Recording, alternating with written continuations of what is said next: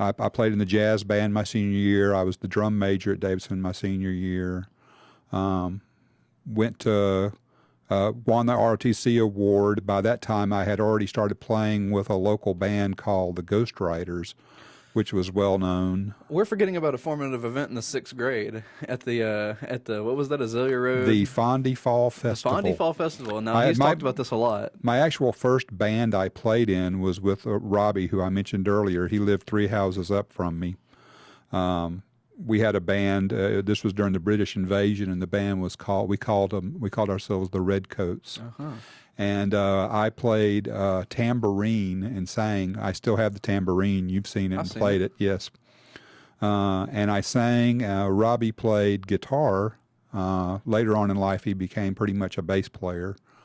And we had another guy named Rusty Jones who played bass, but he couldn't learn the songs, so Robbie made him turn his amp off and just stand up there and play and pretend to play during the show at the Fall Festival.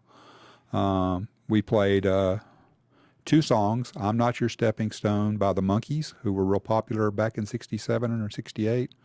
And we played House of the Rising Sun, which is a song about a brothel in New Orleans, but I didn't even realize it at the time and when I belted it out in front of my mom and dad. 6th grade fair is what it was. It's the 6th grade fair, yes. We were almost late to get on the stage because I was making my second trip through the haunted house. Is that right? I was more concerned with the haunted house than playing the gig, yes. So that was so you and Robbie started playing music together, and you all just knew each other the entire time. And then did you continue to play music together in high school? No, we didn't. We played in the 6th grade, and then I went and did high school band, and he kept on doing other bands. We played Little League Baseball together for a few years, but then we kind of went our separate ways. He kept going in the rock music of the time, and they would play our school dances and stuff like that. So we saw each other all the time. But no, we kind of went different directions. I went into high school band and ROTC, which was like the completely uncool thing in the late 60s, was ROTC because of Vietnam. Yeah. But I didn't care. I liked it. My dad had been military. My uncles had all been military. My uncle on my mom's side had actually died in World War II, and she was really affected by that. So I enjoyed military history, so I enjoyed that. In fact, I actually turned down an appointment to the U.S. Naval Academy my senior year because I was an outstanding junior ROTC student. I didn't want to go to the military academy at that point. Around my senior year, I think I discovered that I just really didn't want a military career. I got more and more into the music. I think I showed you the journal the other day where I had written in it about that. When I go back and look at it, I'd written a lot of stuff about I'm really interested in music. I'd really like to learn how to write songs. I had already started playing professionally in the Ghostwriters. We played pretty much every weekend. It was like a big band. We had like 3 saxophones, 2 trombones, a couple of trumpets. A big group of guys. And I started growing my hair out and letting my facial hair grow out. So it was really interesting when I won the ROTC award and they called me up and I came up with shoulder-length hair flapping in the breeze. The ROTC commander wasn't really pleased about it. But so did that in high school, graduated, went to the local university, South Alabama, got a partial scholarship just to play in the jazz band. Generally, they only gave out scholarships if you played in the symphonic and marching pep bands. But I told them I wouldn't do either one of those because I was a pre-med student and I wouldn't have the time. But I said I would play in the jazz band because I was still very interested in that. And that was probably a really huge point in my life because I struggled along in pre-med. I made it through we were on a quarter system at the university back then instead of the semester that everybody's moved to. So I struggled along and I made it through the first year, but my grades were just average. But 80% of our pre-med class had already failed out. So I considered about going on to doing it, but I realized with only average grades and if I couldn't do better than that, my chances of getting into med school were going to be pretty slim. And also, I was still continuing to play in the band, the Ghostwriters, and I met a guy named Felix Ramos, and Felix was very inspirational in my life. He was light years ahead of me on saxophone. He already was playing stuff in the altissimo, the very high range that the professionals use that I knew nothing about. So Felix started teaching me about how to play that way, and I became really, really more and more interested in jazz and in learning how to really play the saxophone. I got my one of my best friends at the time, Greg McNelledge. I got him a partial scholarship to play bari sax in the jazz band there with us. And so I did that for the 1 year I went to South at that time, and then actually about halfway through the third quarter, I just got completely disillusioned and dropped out. And that next summer, Robbie and some of my friends from high school decided we were going to put a band together and go to Birmingham, Alabama, which is where he had been playing that year that we were in school. So we put a top 40 band together, and we went to Birmingham and played a club called the Morris House for about 6 months as the house band. It was myself, Robbie, Steve Farrell, who you know as Uncle Steve, who's my best friend in the world, and a bunch of other guys that I'd known from high school. And we did that for about 6 months, and then we opened for a band called Sea Level, which was Chuck Lavelle, who played with the Allman Brothers at the time.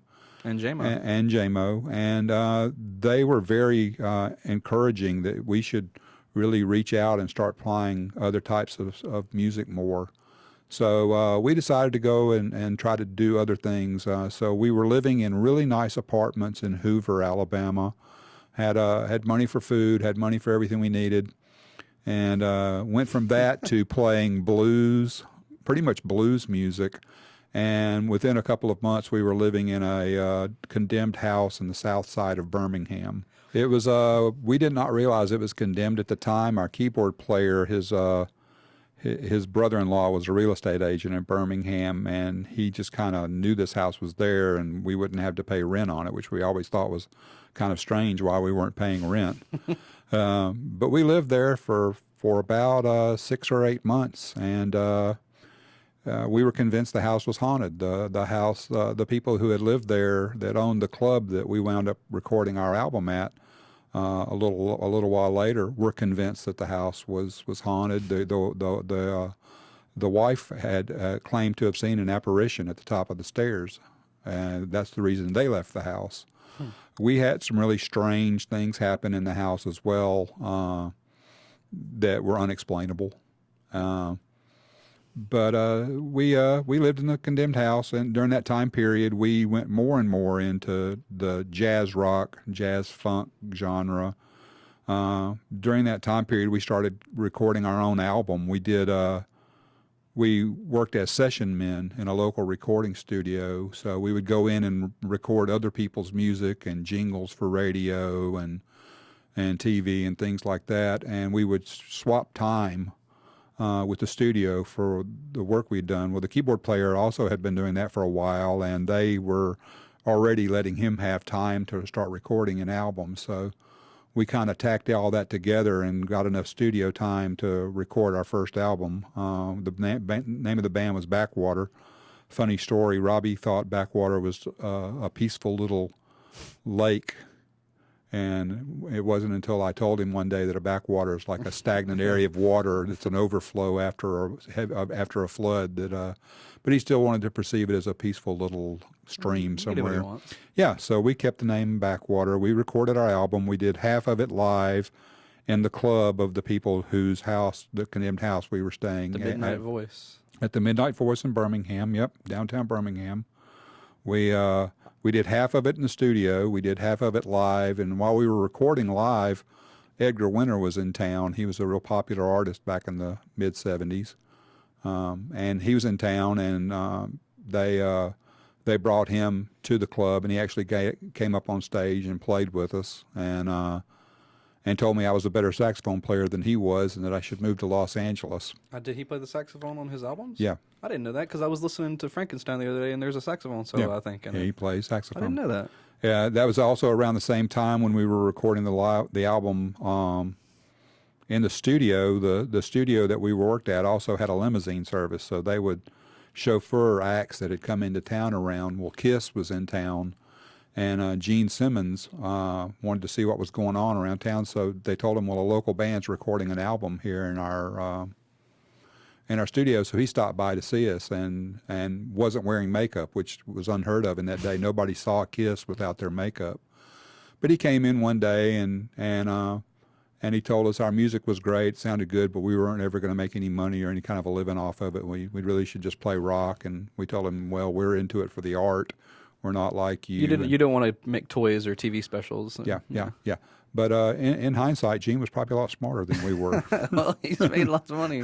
Reality shows, anyway. But so it was an interesting time. We met a lot of artists, and after we recorded the album, it got air. We would put it out on consignment to record stores, and it went all over the country. We were on a heavy rotation of airplay in Mobile and Birmingham and other cities around the South. Yep. Actually, in San Francisco, we got a lot of airplay. So we got airplay all over the country, and it lined us up, and we wound up being the opening act for B.B. King and Bobby Blue Bland. We were the opening act for Bonnie Raitt, Emmylou Harris. We actually were the headlining act at a concert in Savannah, Georgia, where Louisiana's LaRue was our opening act. And so it was a pretty heady time for us. We were making real headway. We were sending albums out to the record companies. They were politely declining, but they were saying really good things about us. They were saying really good things about me.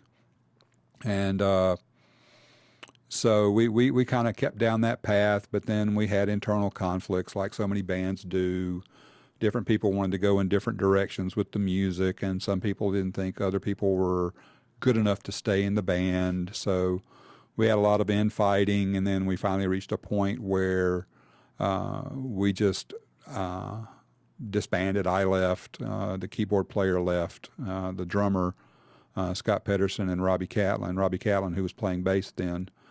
They continued on. They formed a new version of Backwater and went to Cincinnati and played up there for a while and did the same thing. They recorded a second album. They came down to Mobile and played at the Sanger Theater and recorded a second album and did a live portion in Cincinnati. And so they put that out there. At that time, I had moved back to Mobile, and it was a period of many years there where I would work in one commercial band after another, and I would take day jobs.